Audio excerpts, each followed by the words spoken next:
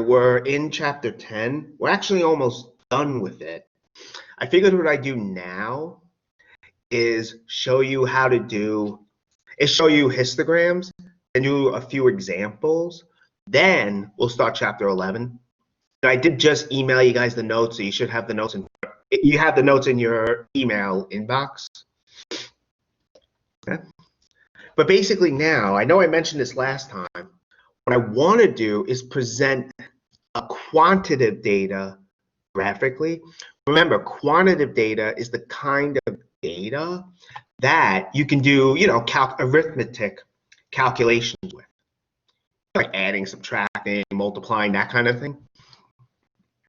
We can't do that with data like colors, like blue, yellow, green, that kind of stuff. I mean, what does it mean to add blue to green? That doesn't make sense. We'll take the average of 3 colors, for instance. That doesn't make sense either. So for quantitative data, which is like, exam scores or prices, that kind of thing, prices like money and stuff. To present this graphically, we could use frequency tables. Again, from a frequency table, what we can make, it's very similar to a bar chart, but instead it's a histogram chart. I mean, the only real difference is the vertical axis still represents the frequency, but the horizontal axis is the number line. That's the difference. I mean, if you look at the charts we made, the bar graphs for like favorite colors, the horizontal axis, you listed the different colors that came up in the survey or frequency table or whatever. And then, you drew a bar above that value to indicate the frequency. The bar represented the height of the bar, represented the frequency. Well, here, the big difference is that the horizontal axis is going to be the number line. But everything else is going to be the same, though. All right. So basically, just like before, you can actually make these using Google Sheets. And I actually learned this recently. I don't know why I didn't think of this beforehand, but you can actually access Microsoft Excel, even if Excel is not on your computer, you can access it through your Oneonta account. I think what you do is you log on to Blackboard, and then I think you go through Office 365, I think it's called or something. But they do have Microsoft Excel through that. I'm not sure if you can download it. I honestly don't know that, but you do have access to it. So I'm just saying I'm saying this because if for some reason you don't like Google Spreadsheet, or Google Sheets as it's called, I don't know why I have Google Spreadsheet here, but if for some reason you don't like using Google Sheets, that's your choice. The stuff I do in Google Sheets, you could do on Excel. I'm pretty confident.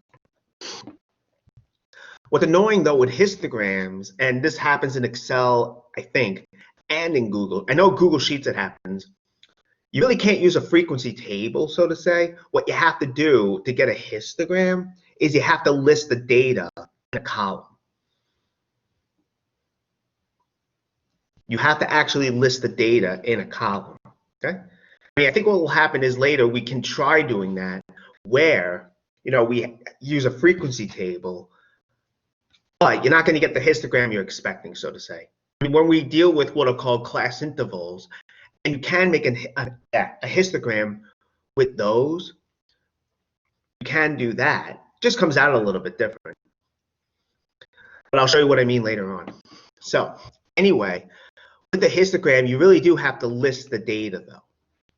And what can happen also, as you'll see, you can actually change the width of each bar. What you do is you go to histogram in Google Sheets, and then you click on bucket size.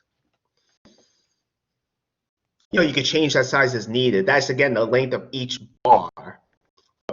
Excuse me, the base of each bar. That's base, B-A-S-E. And stuff like that. Just like other charts, you can add titles and everything. I mean, I will go through an example here. So here's actually one example. So here, let's say, is a frequency table. There is this we have is a histogram chart, as you can see. And notice what I had to do was list the data like this. So like 0 was occurring twice. so I listed 0 twice. 5 occurs once, so I listed that once. 12 also occurs once, so I list it, and so on and so forth. 15 occurs twice, so I list that twice. Keep on doing this. Through Google Sheets, if you have it make a histogram, this is what you would get. So it is very similar to a bar chart, but again, notice that the horizontal axis is the real number line. So you have 0, 1 is in here, even though it's not labeled. You have 2. You have 3, but it's not in there. It's not labeled, that is. 5 is in here, and so on. Also, with histograms, with the bars, what generally happens is the values it represents is you include the left endpoint. So you include 0 here, and you include everything between the endpoints. You don't include the right endpoint. You don't include the right endpoint. For instance, with 5 is included here. We don't have 6, but if we did have 6 in the frequency table, 6 would not be included here. Only 4 through, but not including 6. If you look at 12, for instance, right, that's over here. If you look at 15, 16, and 17, yeah, 15 and 16, let's say, notice here for 15, right, that's included here because 15 is greater than or equal to 14, and it's less than 16. 16 is not included here. 16 is included in here. It's 6 because we have 16 and 17 there. You're not including the right endpoint. You are including the left endpoint, though. Now, why are histograms like that? I honestly don't know. But I'm guessing it's just a convention. Maybe there's some reason that I just don't know of, but that's just how histograms are. That's what, let me go through how to make it actually. Okay, but let me just go through how to make it. So I have Google Sheets open. Let me see, is this the right one? No, not that one. This one. Okay, so I'm gonna share now my spreadsheet. Let me close the whole one. So let me just stop doing this. So let me now, Chrome tab, here we go. I think that's the right one. Yep, it is, good. I have 2 of them open because one will see another one a little later. So again, this is that example. This is how I made that, that histogram. We have the frequency table here, right? As you can see over on the left. Then I did list all the data. You could list it, I think, in a row. I listed it all in a column just to make it, I think that'd be easier, but it's up to you. Then, as before, you click and highlight, like so, because you have to tell Google where the data is coming from. You go to insert, just like with any chart, you go to insert, go to chart, give it a second to load. Oh, there it goes, got nervous. Chart type, that's a line chart, we're not doing that. But we are looking at a histogram. So you have histogram here, let me see, yeah, histogram chart. You want the one that says histogram. If it wasn't there, you could scroll down to other, and I think it's this one. And here we get our histogram chart. Now that doesn't look like what I have on the screen, right? On the slides, I mean. Mostly because I want to change the bucket size. Again, here the bucket size it looks like is 5. But I want it to be, what did I have there? I had 1, I think. Let me do that. I go to customize. I click on histogram. And as you can see, for bucket size, that's auto. So I'm going to make it, if you made it 1, you would have this. If we made it 2, you would have this. I think I made it 2, that's what it was, not 1. And now you could add the minor grid lines and stuff, if you scroll down to where it says grid lines and ticks. You could do you could do grid lines here. You include those.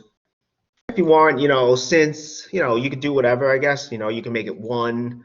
That could be the minor grid lines. You can make 1 of them. You can make 2 of them, whatever. So you can do that. Doing so, I don't have the minor grid lines here, but that's basically, oh wait, I gotta share that, sorry. Let me get back to my slides, but that's how you would make a histogram here using Google Sheets. Now let me get back to my slides. Here we go.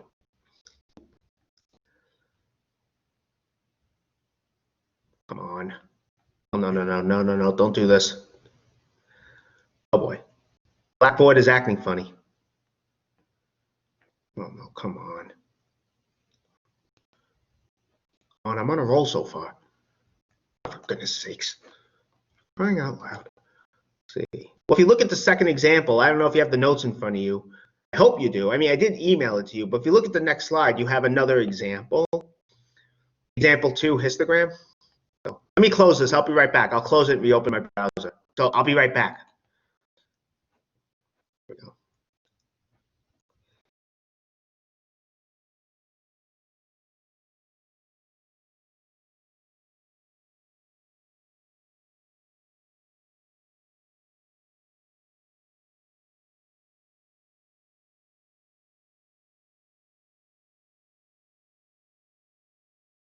I'm back. I really miss teaching in class. Here we go. All right. Let's see. Can you guys see this? Yes, you can. All right. Let me stop the recording, though.